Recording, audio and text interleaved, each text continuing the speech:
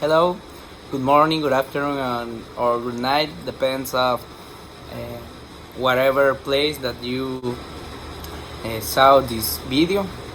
Now I want to do a I want to explain a little bit about the one TED Talk, and the TED Talk talk about how urban agriculture is transforming Detroit.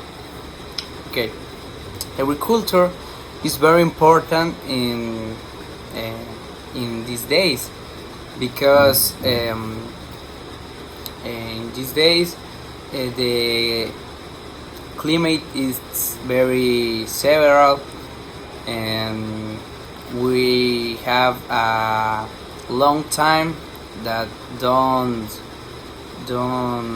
fall the rain or don't fall water, and this is very complicated for agricultures because the agricultures is the principal entrance or in their families, because with the agriculture they can pay all counts, all problems that they have. Okay, a city that in the 1915 was the world's industrial giant, with a population of 1.8 million people and 140 square miles of land and infrastructure used to support this Boeing and Winston urban center. And now today, just a half a century later, Detroit is the poster child of urban decay. Currently in Detroit, our population is under 70,000, of which 84% are African American, and due the of 2 decades of disinvestment and capital fight from the city into the suburbs, there is a scarcity in Detroit. There is a scarcity of rainfall retail, more especially fresh food retail, resulting in a city where 70% of Detroiters are obese and overweight, and they struggle to access nutritious food that they need to stay healthy, that they need to prevent premature illness and diet related disease. Far too many store or to a gas station where they have to stop for food than they do a full service supermarket. And this is not good news about the city of Detroit, but this is the news and the story that Detroiters intend to change. Now, I'm going to take that back.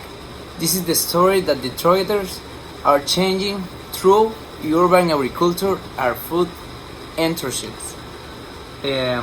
Here's the thing: because of Detroit's recent history, it now finds itself with some very unique assets. Open land being one of them. Experts say that the entire cities of Boston, San Francisco, and the borough of Manhattan will fit in the land area of the city of Detroit. They further go on to say 40 square miles of the city is vacant. That's a quarter to a third to the city, and with that level of emptiness, it creates a landscape unlike any other big city. So Detroit has this open land, fertile soil, proximity of water, willing labor, and a desperate demand for healthy, fresh food. All of this has created a people-powered grassroots movement to the people in Detroit who are transforming the city from that was the capital of American industry into an agrarian paradise. You know, I think out of all the cities in the world, Detroit, Michigan is best positioned to serve as the world's urban example of food security and sustainable development. In Detroit, we have over 105,000 years gardens and farms located all across the city today.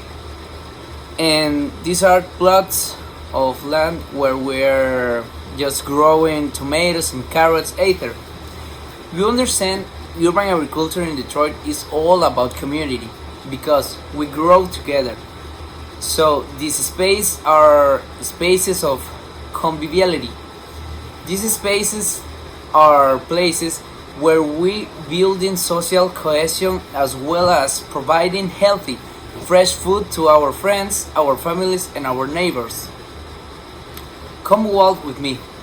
I want to take you throughout a few Detroit neighborhoods, and I want you to see what it looks like when you empower local leadership and when you support grassroots movements of folks who are moving the needle in low income communities and people of color. Oh, our first stop, Oakland Avenue Farms. Oakland Avenue Farms is located in Detroit's North End neighborhood. Oakland Avenue Farms is transforming into a five-acre landscape combining art, architecture, sustainable ecologies, and new market practice. In the truest sentence of the word, this is what agriculture looks like in the city of Detroit. I've had the opportunity to work with Oakland Avenue Farms is hosting Detroit grown and made farm to able dinners. These are dinners where we bring folks onto the farm.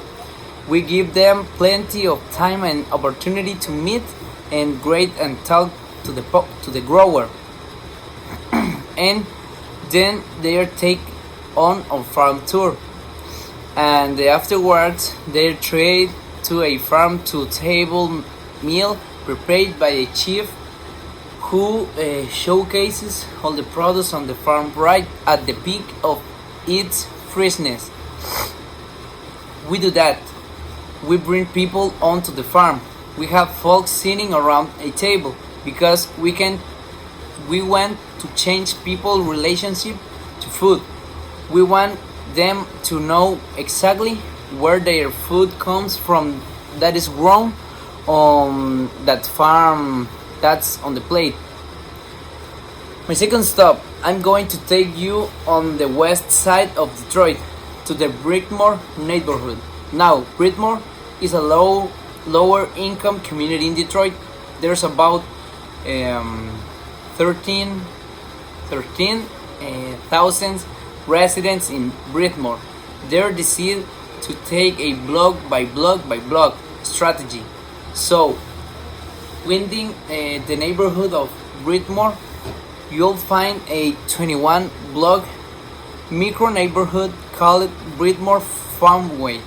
Now, what was a notorious unfaced, underserved community was transformed into a welcoming, beautiful, safe farmway, lush with parks and gardens and farms and greenhouse. This ethnic community also come together recently, and they purchased an abandoned building that was in disappear and in foreclosure. And with the help of friends and families and volunteers, they were able to take down the bulletproof glass. They were able to clean up the grounds, and they transformed that building into a community kitchen, into a cafe, into a storefront. Now the farmers and the food artisans who live in Brickmore, they have a place where they can make and sell their product. and the people in the community have some place where they can buy healthy, fresh food. In conclusion, in Detroit, Detroit start to improve in urban agriculture and develop their economy. Thank you for paying attention.